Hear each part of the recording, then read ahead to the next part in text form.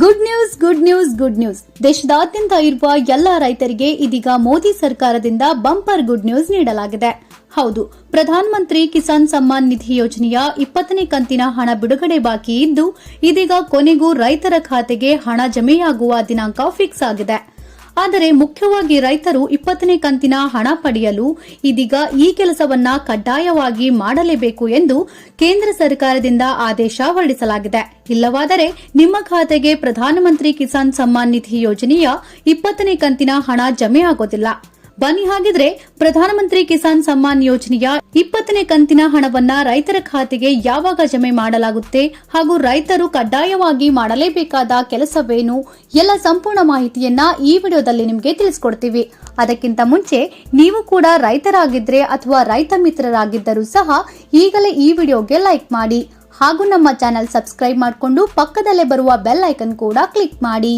ಹೌದು, ಪ್ರಧಾನಮಂತ್ರಿ ಕಿಸಾನ್ ಸಮ್ಮಾನ್ ನಿಧಿ ಯೋಜನೆಯ ಅಡಿಯಲ್ಲಿ ಪ್ರತಿ ವರ್ಷ 6,000 ರೂಪಾಯಿಗಳನ್ನ 3 ಕಂತುಗಳಲ್ಲಿ ತಲಾ 2,000 ರೂಪಾಯಿಯಂತೆ ನೇರವಾಗಿ ರೈತರ ಬ್ಯಾಂಕ್ ಖಾತೆಗೆ ಜಮೆ ಮಾಡಲಾಗುತ್ತದೆ.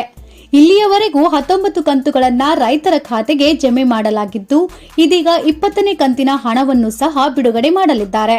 ಈ 20ನೇ ಕಂತಿನಲ್ಲಿ ಸುಮಾರು 9.7 ಕೋಟಿ ರೈತರ ಬ್ಯಾಂಕ್ ಖಾತೆಗಳಿಗೆ 20,500 ಕೋಟಿ ರೂಪಾಯಿಗಳು ಜಮೆ ಆಗುವ ನಿರೀಕ್ಷೆ ಇದೆ.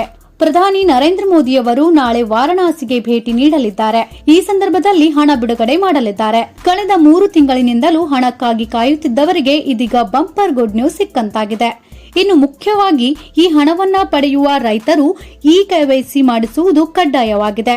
ಈಗಾಗಲೇ ಬಹುತೇಕ ರೈತರು ಈ ಕೆವೈಸಿ ಮಾಡಿಸಿದ್ದಾರೆ. ಆದರೆ ಇನ್ನೂ ಕೆಲ ರೈತರು ಈ ಕೆವೈಸಿ ಮಾಡಿಸಿರೋದಿಲ್ಲ.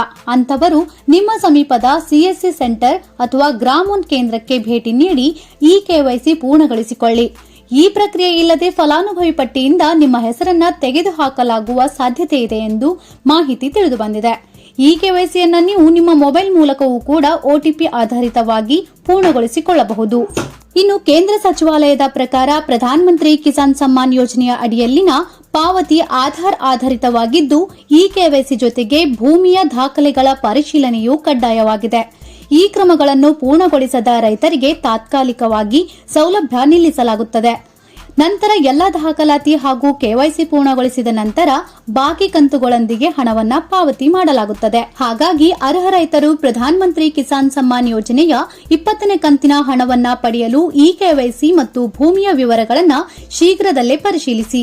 ಎಲ್ಲ ಅವಶ್ಯಕ ದಾಖಲೆಗಳನ್ನ ಪೂರ್ಣಗೊಳಿಸಿದರೆ ನಿರಂತರವಾಗಿ ಯೋಜನೆಯ ಲಾಭ ಪಡೆಯಲು ಯಾವುದೇ ಅಡಚಣೆ ತೊಂದರೆ ಎದುರಾಗುವುದಿಲ್ಲ. ನೋಡುತ್ತಿರಲ್ಲ, ಪ್ರಧಾನಮಂತ್ರಿ ಕಿಸಾನ್ ಸಮ್ಮಾನ್ ಯೋಜನೆಯ 20ನೇ ಕಂತಿನ ಹಣವನ್ನ ಯಾವಾಗ ಜಮೆ ಮಾಡಲಾಗುತ್ತೆ ಹಾಗೂ ಎಲ್ಲಾ ರೈತರು ಮಾಡಲೇಬೇಕಾದ ಕೆಲಸವೇನು ಅಂತ.